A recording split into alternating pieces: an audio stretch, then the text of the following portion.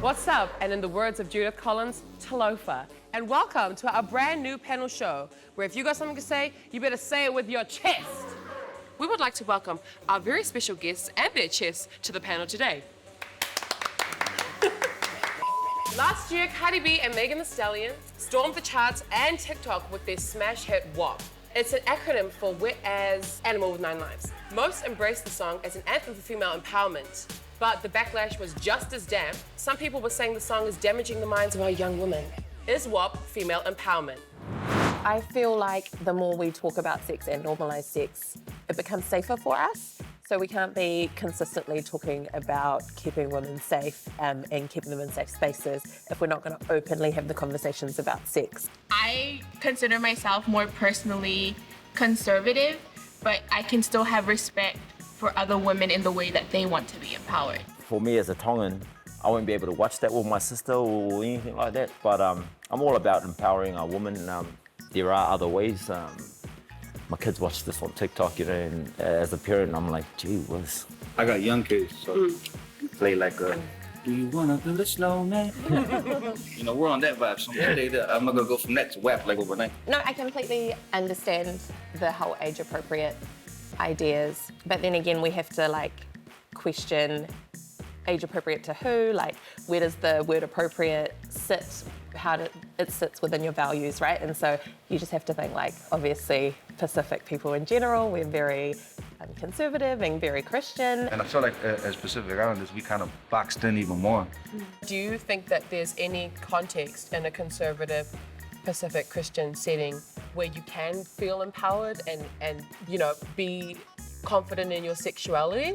Well, I would say that even if you do sit on the more conservative side, I feel like you shouldn't have a say on the other side then. Like, you sit and make your own decisions and don't try and make a decision for other women. Exactly, I'm with her. Yeah? Love it. I love that. Is it different when you go back to that motherland, and how do you kind of have those conversations, I guess? The conversation in Fiji would be 110% different. There's no way. Fijian women are very conservative, and that's not to say that they don't have autonomy and that they aren't sexual and amazing, but in terms of societal views and the pressure that comes from being a heavily Christianized society, right. Fijian women are miles behind in terms of being able to be out loud and proud about their bodies, owning their sexuality, owning WAP. Me growing up here in New Zealand, I couldn't even watch TV with my sister. I couldn't even swear in front of her, let alone watch a video clip like this. You know? Wow. So it's like, you know, you can't even have that conversation. But I think Tonga's slowly coming to the table in terms of, you know, empowering women.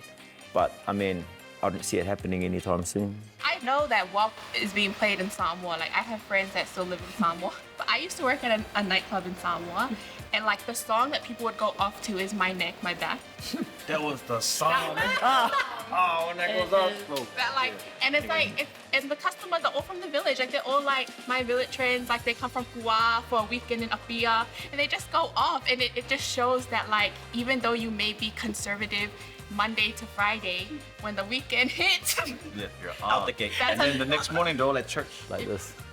It's called range. Do you think that artists like Megan, Cardi, and you both, like, do you think that you have a responsibility to censor your content for the sake of other people's children or other people in general? My genre is reggae, and it's all about, you know, good vibes, talking about, you know, struggles and things like that. So I've never had any you know, swear words in our music or anything like that. I got heaps of them. I never really cared of what anyone had to say about my music. I just wanted to speak and represent where we're from and what we're going through. But I do realize now I go to pick up my kids from school and they're like, hey man, that's poetic. And like, they follow on social media, so I had to clean up my image on social media a little bit as opposed to what it was 5 years ago. You should be aware. You know, like us, we got younger ones looking up to us. Give them something to look up to. So you do feel a sense of responsibility Definitely. to your audience? Definitely, and I didn't ask for it. It's scary, but you gotta step up.